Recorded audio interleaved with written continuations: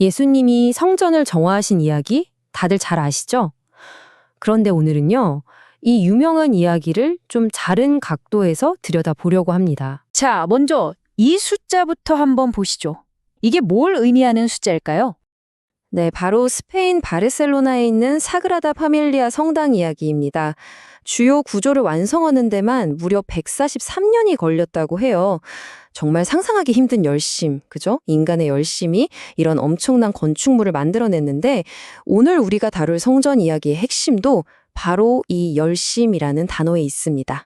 첫 번째 주제는 열심 그 이상의 열심입니다. 방금 본 144년짜리 인간의 열심을 넘어서 성경이 말하는 차원이 다른 열심은 과연 무엇일까요? 당시 제자들이 예수님의 행동을 보고 딱 떠올렸다는 구절이 바로 이거예요. 주의 전을 사모하는 열심이 나를 삼키리라.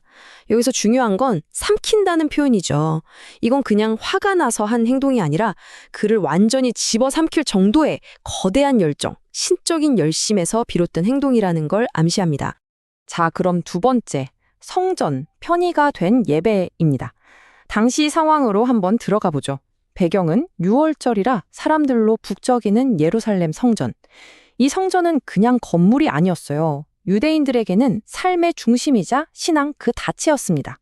그런데 멀리서 오는 순례자들한테는 아주 현실적인 문제들이 있었습니다.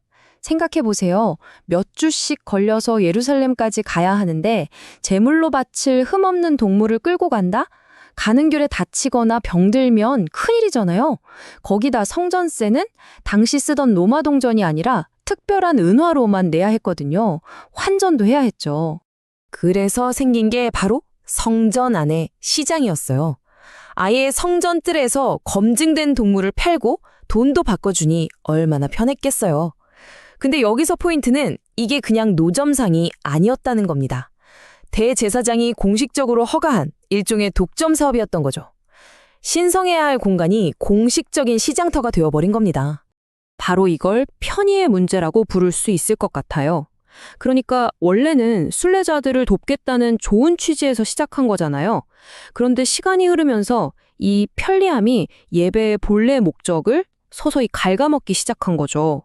신성한 공간이 그냥 돈벌이 장소가 되어버렸고 더 큰 문제는 사람들이 여기에 너무 익숙해져서 이게 잘못됐다는 걸 아무도 몰랐다는 겁니다. 바로 그 순간 예수님이 등장하십니다.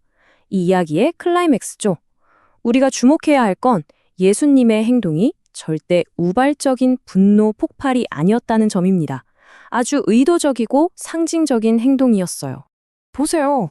그냥 소리를 지르신 게 아니라 먼저 노끈으로 채찍부터 만드셨습니다. 이 행동 하나에 얼마나 단호한 의지가 담겨 있는지 느껴지시죠?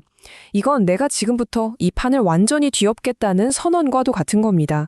그리고 외치십니다. 내 아버지의 집을 장사하는 집으로 만들지 말라.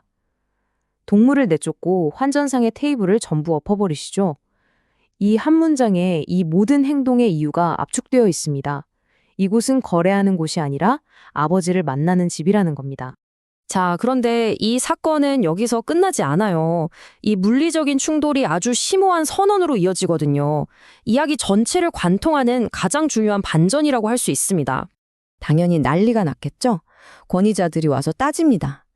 당신이 무슨 자격으로 이런 짓을 하느냐? 증거를 보여봐라.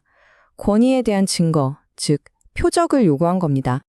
그때 예수님께서 정말 유명한 대답을 하시죠.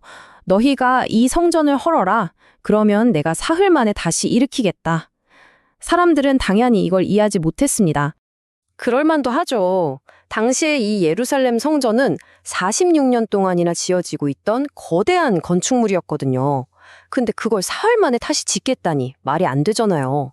하지만 예수님은 돌로 된 건물을 말한 게 아니었습니다. 바로 자기 자신의 몸을 가리켜 말씀하신 거였어요. 성전을 허물라는 건 자신의 죽음을 사흘 만에 일으키겠다는 건 부활을 예고하신 거죠. 바로 이겁니다. 이 사건의 핵심은요, 낡은 건물을 깨끗하게 청소한 게 아니에요. 이제 성전의 개념 자체가 바뀐다는 선언인 겁니다. 눈에 보이는 건물이 아니라 그리스도를 통해 우리 자신이 하나님이 거하는 살아있는 성전이 된다는 완전히 새로운 시대의 시작을 알린 거죠. 그럼 이 이야기가 2000년이 지난 오늘 우리에게는 어떤 의미가 있을까요?